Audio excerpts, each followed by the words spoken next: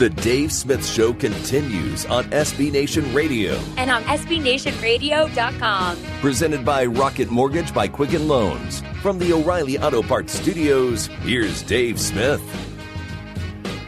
Always love to talk boxing, don't we? It's just my favorite sport my entire life. Has been the sweet science, the sport of boxing. I think that and college football as well as the others, but just always had a soft spot for the sport of boxing. We always love to have the experts on here, so let's get back out to the Progressive Insurance guest line. Progressive, making it easy to bundle your home and car insurance. Get your quote at Progressive.com today from Montero on boxing, the great YouTube broadcast that he does, and writer for Ring Magazine and others as well. It is the great Mike Montero. What's up, Mike? Hey, what's up, Dave? Now, I have a question for you, my man. Yes. I have a question for you because I have it on good authority. I have some inside sources telling me that you were the one responsible for the delay of the space shuttle launch today. What did you do? Well, that is absolutely true. I didn't want to take credit for it on the radio, but because I was on the air today. That was a buzzkill, man.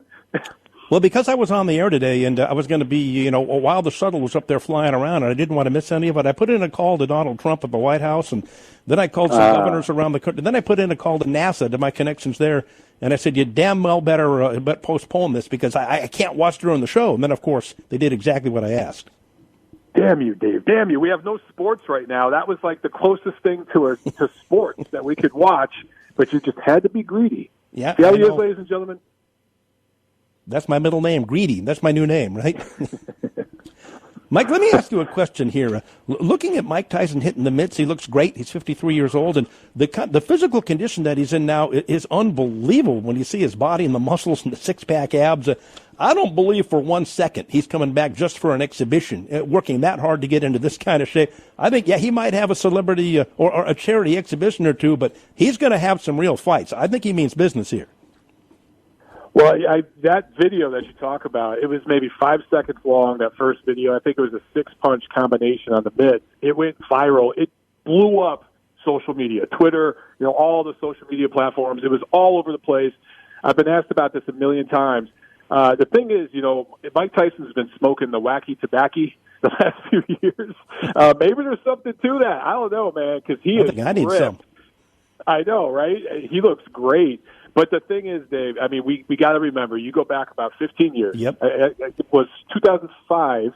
He fought Kevin McBride, and no disrespect to him, but he was a journeyman-level fighter, and he absolutely dominated a shell of Mike Tyson. So I think people need to keep this in perspective. It's one thing to look great on the mitts. Yep. It's another thing to go in there against Tyson Fury or Deontay Wilder or something like that. So I fully expect Mike Tyson to come back and do a few exhibition fights. He's talked about that. And look, if he ended up doing a professional fight, sanctioned professional fight against a guy in his age group like Evander Holyfield, who I think is 57, that I think could happen. And that could be a professionally sanctioned fight, not an exhibition fight. That I think would make sense. And believe it or not, I think it'd sell. I think people would buy it and they'd be interested. I'm with you on that one. I think it would sell big time. Now, and you make a good point. I talked about this earlier in the show, Mike, that, what makes you think at 53 when he was shot and no good 15 years ago when he got knocked out by Danny Williams and then Kevin McBride, two journeymen. But I think it's different this time because he first of all, he's in much better physical condition now, at least by appearance. And, back then, he was a cocaine addict. He was an alcoholic. He didn't train for either one of those fights. He didn't want to be there. He was only in the ring to pay his IRS tab, which was all going after every fight. His heart wasn't in it. I think this time, he's clean, he's sober, he's in great shape, and he actually wants to do this again. So I think he'd put on a better performance now than he did 15 years ago. That's quite possible, but I think that it would be. Look, we've had so many tragedies in the sport of boxing. You and I talked last year about the ring deaths. We had 5 notable ring deaths just last year in boxing. To put a 53-year-old fighter, even if he is one of the greats, in there against a top-ranked heavyweight right now, I think that would be just a really bad look. That being said, you match him up against anybody in their 50s right now. My money's on Mike Tyson, okay? And not just in boxing. I think you could do some crossover type of promotion where he could fight a former MMA champion. One of those guys could come over. I'm not sure how old Ken Shamrock and those guys are, but maybe something like that could be worked out. It could be, a 50-year-old version of Floyd Mayweather or Conor McGregor, something like that. And I'm telling you, it sells. There's something about Mike Tyson and his star power. He still just enamors the public's imagination, more so than any active fighter right now. Yep. It's amazing. Well, I agree with you because you can't throw him in there with a top contender or one of the champions right now and expect him to do anything. But, he's got to fight a couple of exhibitions, and then he's got to go the George Foreman route, Mike. I would say maybe 10 fights, maybe once a month for a year, even if it's against tomato cans. Then you throw him in there and then see what he's got. Yeah, I think that, look, let's see what happens with the exhibition fights. Let's see how he looks. It's, one thing to post a 5-second clip on social media. It's another thing to fight 3-minute rounds. If he looks good in the exhibition fights, then maybe you put him in against a journeyman level fighter. Then maybe it could be a Kevin McBride, Danny Williams type of guy. See how he looks. If he passes that test, then you move forward. But that's a long way to go. Well, I got a split decision the other day over my neighbor, and he's 77. So I think I might be ready for a comeback. You got a split decision over NASA today. What are you talking about? So, yeah, you might be ready. The great Mike Montero. Montero Unboxing, Ring Magazine, among many others, joining Dave Smith here at SB Nation Radio and SBNationRadio.com. Yeah, it's amazing. And they're talking about Floyd and Manny Pacquiao again, or Floyd against him or Conor McGregor. Now, Pacquiao, yeah, I would like to see that because Manny looked sharp, even at 41 in his last fight against Keith Thurman. That was a great win for him. And, Floyd, while I think Floyd would outbox him and school him and win again, you never know. He's 43. You can get old overnight. So Manny'd be a good live dog here. But who wants to see that Conor McGregor thing again? Mike, Floyd carried him for 6 or 7 rounds. It was like a glorified WWE match. Who wants to see that?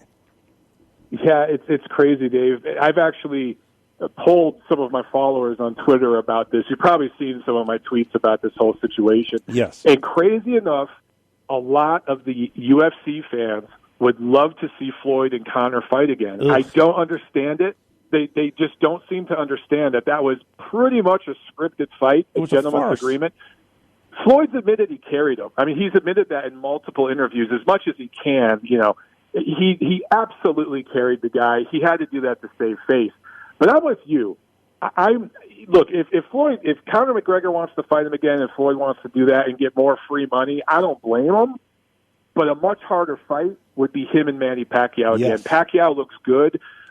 His career now, he's been a world champion in 4 different decades. That's an amazing statistic that Floyd doesn't have. Manny's had better career longevity. And, even Sean Porter, who is a premier boxing champions fighter promoted by Al Heyman, who promoted Floyd Mayweather, said in a recent interview he would rather have Manny Pacquiao's career than Floyd Mayweather's. So some of that's still hanging over Floyd's head, even though he beat him clearly when they fought in 2015. If they wanted to do that fight again, I'd actually be interested in it because you just don't know when 2 guys start to age. People age differently. We saw back in the 80s and the 90s, you saw Sugar Ray Leonard, Tommy Hearns, all those guys fight each other multiple times, Roberto Duran, and you saw different outcomes as they aged, as they moved up in weight and everything else. So I do think the public would be interested in that one, and I actually think it'd be more competitive the second time around. Yes, I do too. I'm with you. Mike Montero from Montero Unboxing with Dave Smith here at SB Nation Radio, SBNationRadio.com. Code buy and save on home insurance with Progressive's new Home Quote Explorer only at Progressive.com. And it's amazing to me, Mike, people who I actually respect in boxing and ex-fighters and who I kind of value their opinion actually say that McGregor made a good account of himself and pushed Floyd hard, and oh my God, he looked really good in there, and he could be a champion boxer. I try to tell them, how this was scripted and Floyd carried him. Can you imagine Mike Montero? If he was in there, Floyd's a businessman in that fight. If they put Conor in there with Terrence Crawford or Errol Spence or Triple G or Canelo or somebody who was actually serious and out there trying to hurt him, he wouldn't have lasted a round with any of those guys. Yeah, there's a reason why he fought somebody like Floyd Mayweather, who doesn't punch hard for his weight. And, you mentioned Gennady Golovkin. Forget about it. That's manslaughter. Golovkin's a bigger guy, a stronger guy. Even though he's kind of past his peak years, he'd murk Conor McGregor. Terrence Crawford, he might have the meanest mean streak in all of sports right now, not just boxing. He's a mean dude when he's in the ring. And especially in his last fight, he got dropped. And you saw what happened when he got dropped. He got pissed, and he came back and knocked the guy out that dropped him. So, yeah, Conor's not going to go after any of those guys. And in fairness to him, I get it. It's a business move for him, too. So I get why Floyd and Conor fought. I really hope it doesn't happen again. Floyd says he's retired, and I take him at his word. I hope he stays retired. He's retired more times than Frank Sinatra back in the day, or Sugar Ray Leonard. I think we're going to see Floyd in the ring again.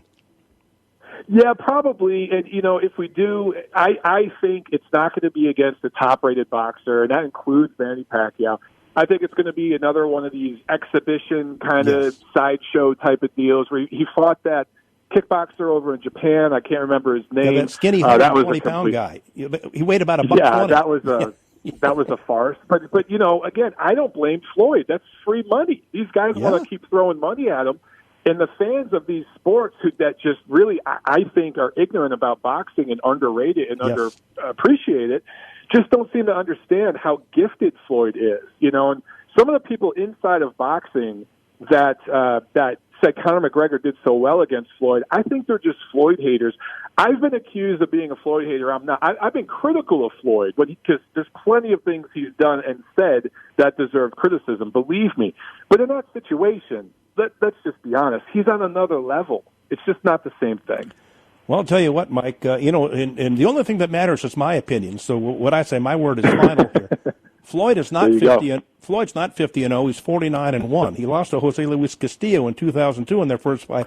I had that one 115-112 for Castillo, 8 rounds to 4 with the point deduction. Floyd is not undefeated. He lost that fight. Yeah, you know what? That we just had the anniversary of that fight pretty recently here, and I watched that fight again, and I tell you, it's hard to give that fight to Floyd. I mean, you can make an argument. You can make an argument that's within the realm of possibility, but you have to give Floyd every swing round and every benefit. But if you split the swing rounds, that's the close rounds in that fight, you edge it to Castillo. I agree with you. I think that he beat Floyd. And, for the record, I could care less if a fighter's undefeated. The best fighters in the history of boxing lost fights. It doesn't matter. People put way too much weight on that O. You know what? I've asked the other boxing experts this. I want to get your opinion, Mike. Floyd's very, very lucky he came around in this era, and not back in the 80s, fighting the great welterweights back then. And I look at the guys around back then, and I see Sugar Ray Leonard, Tommy Hearns, Roberto Duran, Aaron Pryor, Wilfred Benitez, even Donald Curry in his prime when he was at his best. I think Floyd goes 0-6 against. I don't think he beats any of them. I think that with his style on any given night, he could beat any of those guys except for Sugar Ray Leonard. I think Ray Leonard would beat him 100 times out of 100. But any of those other guys, he'd have a chance. It would just Tommy depend Hearns? on weight. Tommy Hearns. If Tommy Hearns connected, that's all she wrote. 5'7" Floyd laying on the rope sideways. Come on, he gets out of there in about 2 rounds, I think. I hear you, Dave. I hear you. I just I try not to do the mythical matchup thing, but I hear what you're saying. I absolutely would favor Hearns. I maybe would favor Floyd over Roberto Duran just in terms of styles. But at 135, see, again, sometimes it's about the weight. Yes. At 135, I'm going to favor Duran. At 147, I'm going to favor Floyd by decision. So, it would just depend. But I think Ray Leonard was the best fighter of that entire era. And I just think he'd absolutely toy with Floyd Mayweather after a few early competitive rounds. Boy, if Jose Luis Castillo pressured him and put his head in his chest and won the fight, what would Duran have done to Floyd? Well, Floyd would have been looking for a back door in the ring. That's a great point. Yeah, I hadn't thought about it like that. In fairness to Floyd, he was not the most experienced fighter at that time. That's right. But again, a lot of those things come down to timing and everything. As a seasoned professional at his absolute best, at 147 pounds, I think he'd eke out a decision win over Duran. But a younger contender type of Floyd at 135, I absolutely favor Duran in that fight. Absolutely. Well, time always flies. It's like a great romance, Mike. When you and I get together, time flies. And a minute seems like an hour, doesn't it? Absolutely, brother. And by the way, I've got a mole there in Atlanta that's reporting everything you do with man card violations. So be very careful who you trust. You know what? I've been doing the man thing, 100%. I do not want to have any more man card violations. In fact, last weekend I had 75 cubic yards of mulch delivered to my house, and I spread it among my huge yard here in Atlanta, dealing with not just a yard for the first time in my life, but a massive one. 75 cubic yards of mulch moved with my blood, sweat, and tears in a wheelbarrow. So come on. You got to give me credit there, Dave. I got a tweet today, and it said, does your Atlanta Mole's name rhyme with Griff? And I said, I can't say. It's confidential. Yeah, I told her about that. We'll talk to you again, Mike. I appreciate you coming on. All right, thanks a lot, Dave. There he goes, the great Mike Montero with Dave Smith here at SB Nation Radio.